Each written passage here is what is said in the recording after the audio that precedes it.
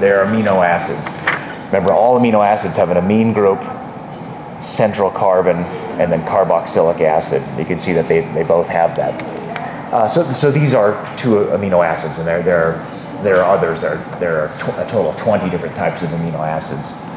Now let's just say, for the sake of example here, that the cell has a lot of this particular amino acid floating around inside the cytoplasm, but it has very little of this proline amino acid, and it needs some of that proline maybe to build some more proteins out of. And so what the cell would like to do is be able to carry out a chemical reaction where it converts some of this glutamate amino acid that it has a lot of into some of this proline amino acid that it needs some more of.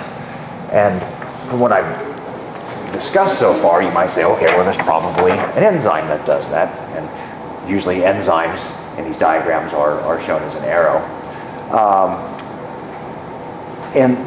That's not exactly true. The problem with that assumption is this, that enzymes do carry out chemical reactions, but each enzyme can only make a small change in the substrate molecule it works with. Each enzyme can usually only alter one or two covalent bonds, but if you look at these structures, they're very different from each other, and so it's too big a change. There's more than one or two covalent bonds being changed in this reaction, so it's just too big a change for any one enzyme to occur, to carry out. And so for big changes in substrate molecules, instead what you get are teams of enzymes where each enzyme makes a small change and then passes the molecule to the next enzyme, which makes another small change, and then passes it to the next enzyme, which makes another small change, until you end up with the big change that the cell needs to carry out. And that sort of thing, in the name, it's called a metabolic pathway, a series of enzymes that bring about a large change in a substrate molecule by each individual enzyme making a small change. And you're familiar with this concept. It's an assembly line. And these gentlemen right here, I guess they're building some sort of big diesel engine or something, I guess. But none of them does the whole job by himself. Each one will make a small change and then pass it on to the next guy, and the next guy, and the next guy. Well, think of these as enzymes. He does a small change, passes on to this enzyme, who does another small change, small change, small change, and then working as a team, as an assembly line, they eventually can carry out a large change and make a full-blown diesel engine. So these are going to represent the enzymes in a metabolic pathway. Matter of fact, let's show the metabolic pathway that changes glutamate amino acid into proline amino acid. So it would look something like this. Here comes the glutamate amino acid. The first enzyme gets hold of it in its active site and makes a small change, just a few bonds are changed, and then the molecule is passed off to enzyme number 2, which makes a couple of other small changes. Then that gets passed off to enzyme number 3, which makes a couple more small changes, and voila, you end up with the proline amino acid, which is what we were trying to carry out. All right, now we're going to be looking at quite a few of these metabolic pathways throughout this semester, and usually when I'm going to show you metabolic pathways, or when the textbook shows you metabolic pathways, I'm not going to draw the cartoons of the actual enzymes. They are just going to be shown as arrows. So arrows equal enzymes. And when we show you the molecules that are going through here, we typically will show you the molecules that are actually going through the metabolic pathway. There's some special names that are involved in naming the molecules, some terms. The molecule that enters the metabolic pathway is called the substrate of the metabolic pathway, which is the same term that we use for the substrate of an enzyme. The molecule that goes into any one enzyme is that enzyme substrate, or the molecule that enters the entire metabolic pathway of enzymes is called the substrate of the metabolic pathway. The molecules that are anywhere within the metabolic pathway, like this one and this one, are called intermediates of the metabolic pathway. The first intermediate, there's the second intermediate, and the molecule that exits the metabolic pathway is called the end product of the metabolic pathway, which was almost the same as that we use for enzymes. The molecule that comes out of any one enzyme is the product of the enzyme. If it's a metabolic pathway, then it's the end product of the enzyme. All that sound okay so far? Is there always going to be two intermediates, or is it vary? The number of enzymes? Yeah, thanks for asking that. It varies quite a bit, and this one's actually very short. More typically, a metabolic pathway might have 6 or 7 enzymes involved in it. Good question. Matter of fact, I think I might have a more typical metabolic pathway shown here. Yeah, perfect. When we get to studying cellular respiration, which remember, I guess I mentioned that a few minutes ago, that's when glucose gets eventually broken down into carbon dioxide for energy. We're going to see part of a metabolic pathway called the glycolysis pathway, where glucose gets split into smaller molecules.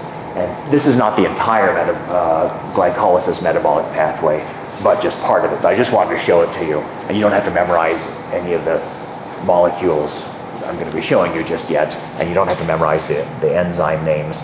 Again, I just want to kind of use it as an illustration. But anyway, for this glycolysis metabolic pathway, glucose is the substrate. And the first enzyme is called hexokinase. Hopefully you recognize the ASE ending, meaning I'm an enzyme. So in this glycolysis pathway, it begins with glucose substrate. The hexokinase enzyme takes glucose and actually adds a phosphate to it, then it becomes glucose 6-phosphate.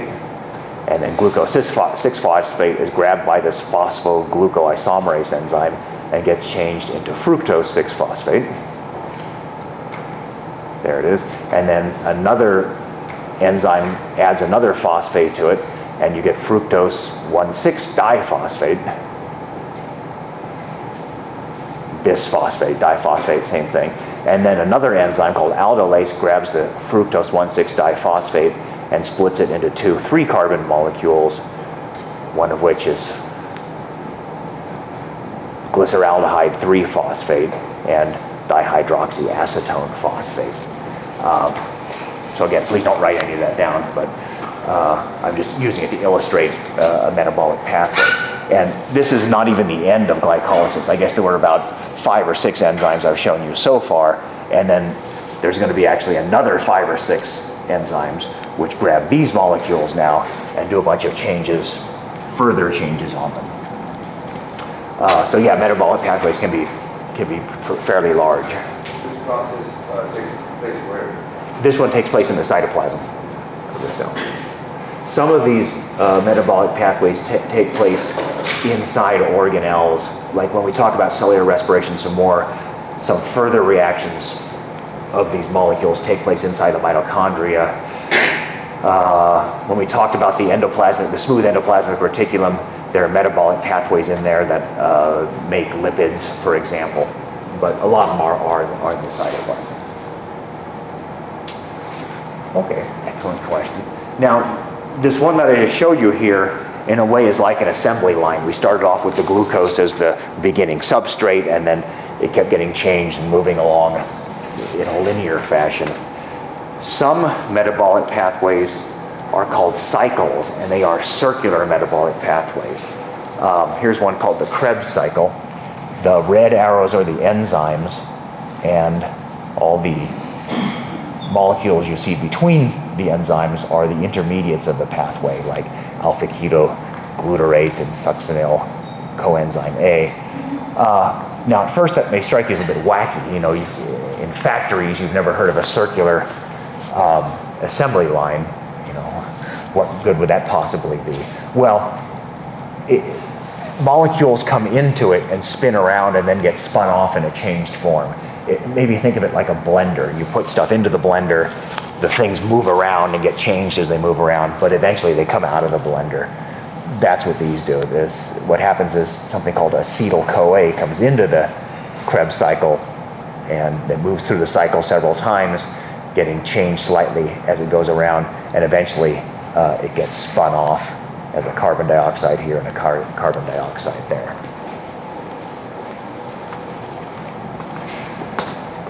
boy, how many enzymes is that? 1, 2, 3, 4, 5, 6, look like eight enzymes in this particular cycle. And this is this diagram that I stole from a chart somewhere showing some of the metabolic pathways that take place inside our cells and some of the intermediates involved, inosine phosphate, inosine monophosphate, I guess this one is.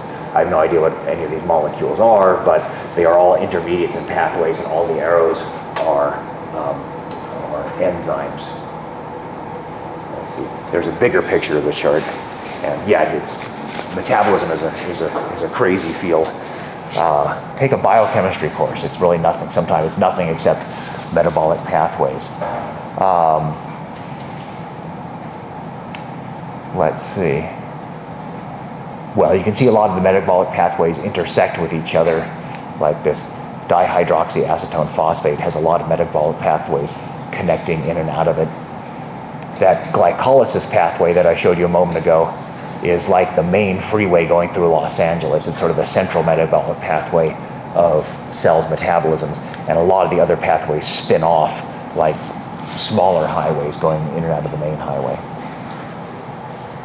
I don't see any cycles on this particular diagram, but there are definitely cycles that are part of the overall metabolism of the cell.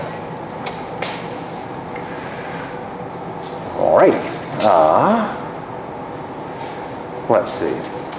So here's this diagram again of the cell as a factory, and some of those workers inside are the enzymes that are carrying out the chemical reactions. Now, the cell needs to be able to regulate the activity of its enzymes. And what I mean by that is, you can imagine, for example, this enzyme right here, who's taking these substrate molecules and linking them together to make this product molecule right there.